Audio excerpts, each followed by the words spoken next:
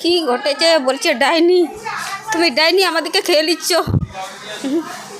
এরকম বলছে, এরকম বলে মেরেছে, আমাকে কথা বলতে দেয়নি। আমি এক ঘরে নদীতে, না দেয়নি, না কলে খেতে দেয়নি। ফের কুসংস্কারে যে ডাইনি অপবাদে এক গৃহবধূকে বেধড়ক মারধর করার অভিযোগের তীর প্রতিবেশীদের বিরুদ্ধে। আরামবাগের পার্বতী চক এলাকার এমনই ঘটনায় শোরগোল আরামবাগ জুড়ে। আক্রান্ত ওই গৃহবধূ আরামবাগ মেডিকেল কলেজে ভর্তি। যদিও মারধরের ঘটনা অস্বীকার করেছে গ্রামবাসীরা, তবে অভিযুক্ত প্রতিবেশীদের এদিন দেখা মেলেনি গ্রামে। জানা গেছে আরামবাগের পার্বতী চক এলাকার এক গৃহবধূ জখম অবস্থায় আরামবাগ মেডিকেল কলেজ হাসপাতালে ভর্তি হয়। আক্রান্ত ওই গৃহবধূর অভিযোগ, ডাইনি সন্দেহে তারই প্রতিবেশী কয়েকজন তার উপর বেশ কয়েকদিন ধরে মানসিকভাবে নির্যাতন করে। গ্রামের পানীয় জলের কল ব্যবহার করতে দেওয়া হয় না বলেও অভিযোগ। শুধু তাই নয়, অবশেষে তাকে বেধড়ক মারধর করে বলে অভিযোগ। মারধরে গুরুতর আহত হন ওই গৃহবধূ।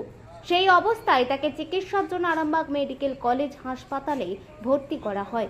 ঘটনার জেরে আতঙ্কিত হয়ে পড়ে আক্রান্ত গৃহবধূ। তবে ঘটনায় প্রতিবেশী কয়েকজনের বিরুদ্ধে অভিযোগ উঠলেও গ্রামের মানুষ ঘটনার কথা অস্বীকার করেছেন। এমনকি ওই গ্রামেরই বাসিন্দা তথা পঞ্চায়েত প্রধানও জানান এ ধরনের ঘটনা ঘটেনি।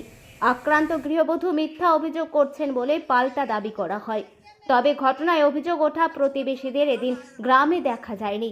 স্থানীয় সূত্রে জানা গেছে বিয়ের অনুষ্ঠানে আত্মীয় বাড়ি গেছেন তারা।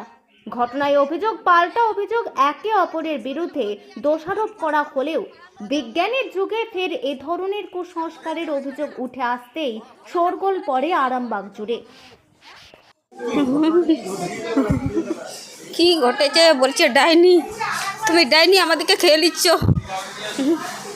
এরকম বলছে, এরকম বলে মেরেছে, আমাকে কথা বলতে দেয়নি আর মারছে শুধুই। পাড়ার লোক মেরেছে।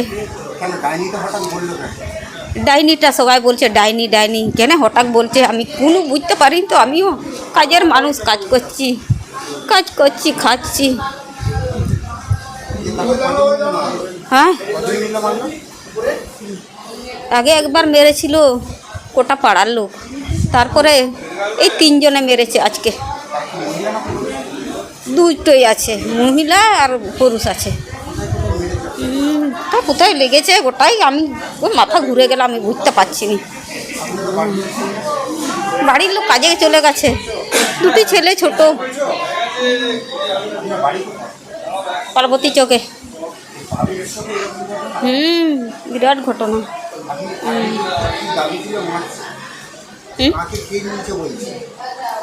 আমার দিকে খেয়ে নিচ্ছে বলছে, আমার দিকে খেয়ে নিচ্ছে, নিজেরাই বলছে, আমাকে কথা বলতে দেয়নি, নিজেরাই বলছে। মরণ মুখেও তারাও বিশ্বাস করছে ডাইনি, তারাও বিশ্বাস করছে ডাইনি।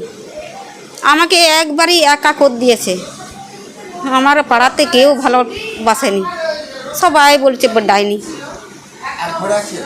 আমি এক ঘরে নদীতে, না দেয়নি, না কলে খেতে দেয়নি, তো ওইখানেই নদীতে।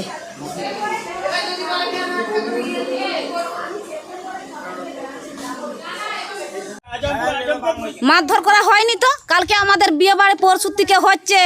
আমার অতগুলো কুটুম আছে, অতগুলো কুটা পাড়ার লোক খেলো, জানলো নি হাত মারা না পা মারা হয়েছে।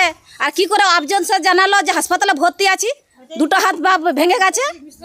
হ্যাঁ, ওর বোন আমি, আমরা বড় ভাই ওইটা, আমরা জানলুম নি শুনলুম নি। কি করে যে আমাদের নামে বলে দিল যে আমাকে মারধর, কে মারধর করেছে, ওর নামটা বলুক দেখি।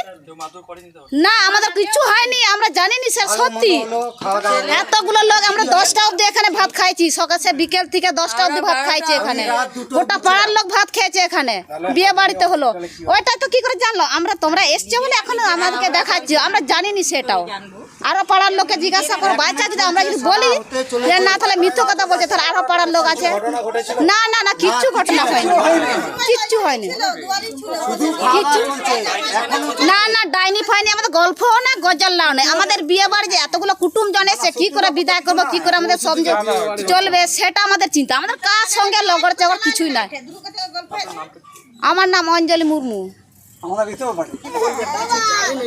না না, জানি বলতে আমাকে মানে মারপিট হলে, একটা পাশের ঘরে মারপিট হলে সেটাও শোনা যাবে, কিংবা পরের পাশের ঘরে ঝগড়া হলে কেউ এসে বলবে যে ওদের ঝগড়া হয়েছে, কিন্তু সেরকম কিচ্ছুটা হয়নি।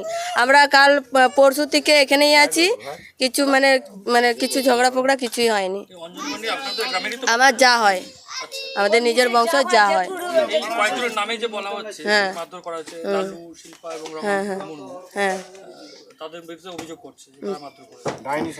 এবার তাদের সাথে তো কালকে তো আমরা, ওদের বাড়ি হচ্ছে সামনে, কালকে ওদের ঘর হচ্ছে মানে অনেক দূরেও নয়, সামনে।